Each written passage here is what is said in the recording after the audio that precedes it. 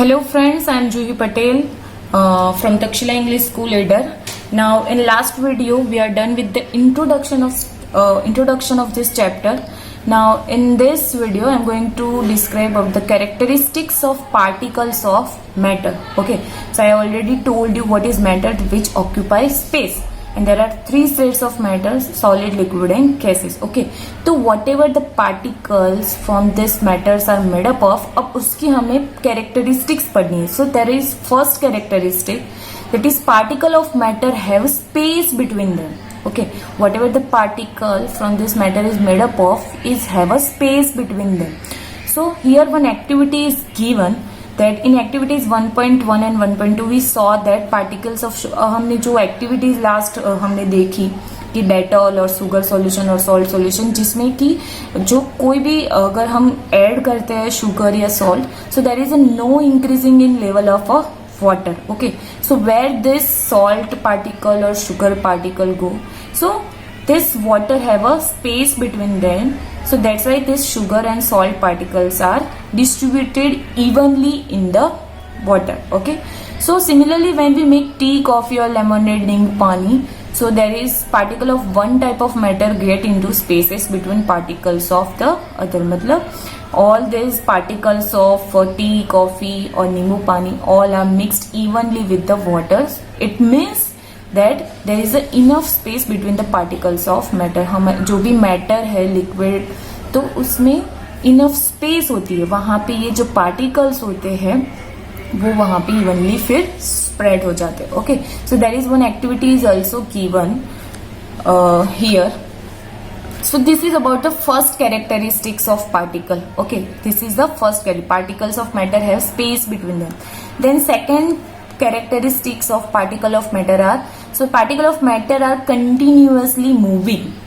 Okay, particles जो होते हैं, छोटे छोटे पार्टिकल जिससे मैटर बना है, वो कंटिन्यूअसली मूव करते रहते हैं. कैसे? तो यहाँ पे एक एक्टिविटी के साथ समझा, एक्टिविटी 1.3, दैट पुट एन अंटिल इंसेंस स्टिक, मतलब हमारे घर में जो अगरबत्ती करते हैं वो. ठीक है, तो इंसेंस स्टिक को क्या रखना है? Corner of your class. Then how close do you have go near इस so yes to get its smell and now light the incense stick. what happens? यहाँ पे सिंपल एक एक्टिविटी दी है, देखो कि जब आप कोई इंसेंस स्टिक है उसको आप ऐसे ही कॉर्नर में रख दो, तो क्या आप उसकी स्मेल को फील कर पाओगे? Do you smell it? No. But when you lighted this incense stick and put it in a corner, so you smell it in a whole class. ठीक है, हमारे घर में भी अगर हम पूजा पाठ करते हैं तो हम जब भी इंसेंस स्टिक को लाइटन करते हैं तो हमारे घर में वो स्मेल पूरी स्प्रेड हो जाती है. Why? Because particle of matter are continuously moving. वो जो छोटे छोटे particles होते हैं, इंसेंस स्टिक जैसे ही लाइटन होती है तो वो गैसियस फॉर्म में कन्वर्ट हो जाता है. ओके, तो वो all these particles are evenly continuously moving in the atmosphere. That's why we smell it. Okay, now next activity is also given, activity 1.4. Take 2 glasses beakers filled with water. Put a drop of blue or red ink slowly, carefully along the sides of first beaker and honey in the same way in the second beaker. So leave them undisturbed in your house in a corner of the class and record your observation. अब यहाँ पे simple एक activity करनी है आपको कि एक beaker ले लेना है, 2 बीकर लेना है आपको. एक बीकर में क्या करना है? हनी. तो उस हनी को साइड से धीरे धीरे हमें केयरफुली ड्रॉप बाय ड्रॉप उसको ऐड करते जाना है, और दूसरे में हमें ब्लू और red ink slowly slowly add करनी है. तो हम क्या ऑब्जर्व करते हैं तो वो देखना है. तो यहाँ पे आप ऑब्जर्व करोगे कि जो रेड और ब्लू इंक के पार्टिकल्स होते हैं वो धीरे धीरे स्प्रेड होते जाएंगे. ठीक है, वाटर के साथ वो धीरे धीरे क्या होते जाएंगे? स्प्रेड होते जाएंगे, because they are continuously moving. Then activity 1.5 is also given, that drop a crystal of copper sulfate or potassium permanganate into glass of hot water and another containing cold water. Do not stir the solution, allow the crystal to settle at the bottom. What do you observe just above solid crystal in the glass? What happens as the time passes? What does this suggest about particle of solid or liquid? So you have to perform the activity by crystal of copper sulfate or potassium permanganate.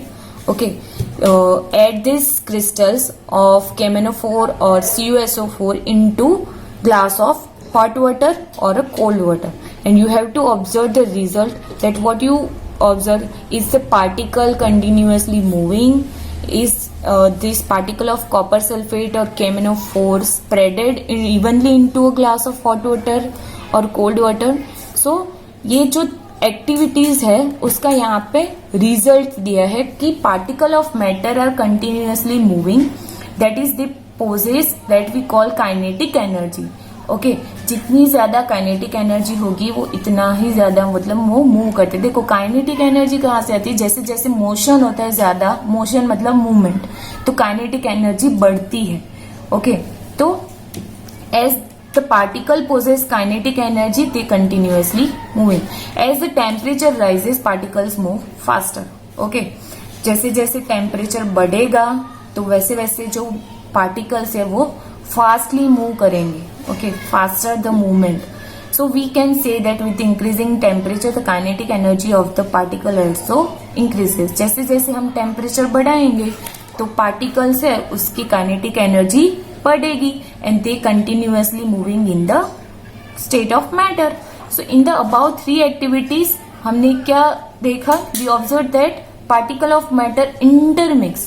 जो भी particles थे वो intermix हो गए on their own with each other. जो भी हमने दो अलग अलग solution लिए हैं या जो भी हमने matter लिए अलग अलग दो, तो उसमें intermixing हुआ और उसकी वजह से they mixed with each other. So they do so by getting into spaces between the particle. In this intermixing of particle of two different types of matter on their own is called as diffusion.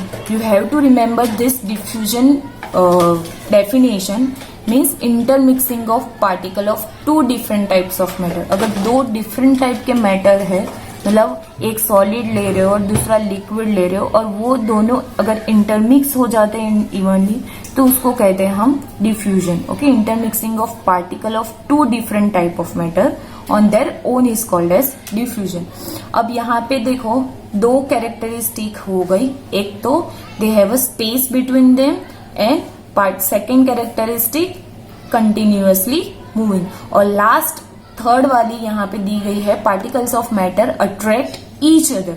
Okay, तो अब third जो characteristic है उसको भी यहाँ पे with the activities describe किया गया है. एक्टिविटी 1.6 यहाँ पे दिया है कि play this game in field, make 4 groups and form human chain as suggested. जैसे मतलब सिंपली जो बिहू डांस करते हैं तो वो किस तरह से यहाँ पे देखो चेन की तरह यहाँ पे खड़े हैं. ठीक है, so the second group should hold hand and form a human chain. The third group should form a chain by touching each other with only their fingertips. मतलब हमें 4 ग्रुप बनाने हैं और चारों ग्रुप में हमें डिफरेंट टाइप से यहाँ पे एक चेन बनानी है. मतलब एक है सिंपल फिंगर टिप्स को टच करके बनाएंगे, एक है वो इस तरह से शोल्डर होल्ड करके बनाएंगे, थर्ड ग्रुप है वो सिर्फ मतलब हाथ हैंड पकड़ के बनाएंगे. तो ये आपको देखना है कि कौन सा ग्रुप है वो इजीली ब्रेक नहीं होता. जो 3 चेन्स बनाएंगे उसमें which group was the easiest to break and which was not. Okay, why. तो यहाँ पे एक और एक्टिविटीज भी दी है उसके, take an iron nail and piece of chalk and rubber band, try breaking them by hammering, cutting और स्ट्रेचिंग. ठीक है, 3 चीजें ले लेनी है, iron rod, then piece of chalk and rubber band. अब तीनों को आपको हैमर से या कट करके या स्ट्रेच करके आपको क्या करना है देखना है. तो एक तो आयरन नेल है, ठीक है, अगर आप उसको हैमर से स्ट्रेच करके या कट करके देखोगे तो आप ऑब्जर्व करोगे कि वो इजिली ब्रेक नहीं होता. जबकि पीस ऑफ चॉक है उसको हैमर से करोगे तो वो इजिली ब्रेक हो जाएगा. ठीक है, या उसको कट करोगे तो भी इजीली कट हो जाएगा, स्ट्रेच करोगे तो वो स्ट्रेच नहीं होगा. बट रबर बैंड है वो स्ट्रेच होगा. ठीक है, तो इसमें आप क्या ऑब्जर्व करते हो कि आयरन नेल और पीस ऑफ चॉक में क्या डिफरेंस है. बिकॉज जो आयरन नेल है, ठीक है, आयरन रॉड या नेल जो भी ले रहे हो आप, तो उसके जो पार्टिकल जिससे वो बना है तो उसके जो पार्टिकल्स होते हैं उसमें जो स्पेस होती है वो बहुत ही कम होती है. They have very less space between them. So particles of matter attract each other, यहाँ से ये हम प्रूव कर सकते हैं। बहुत ही कम स्पेस होने की वजह से वो इजीली ब्रेक नहीं होता, जबकि चौक में क्या होता है, स्पेस ज्यादा होती है पार्टिकल्स के बीच में, तो वो इजीली ब्रेक हो जाएगा।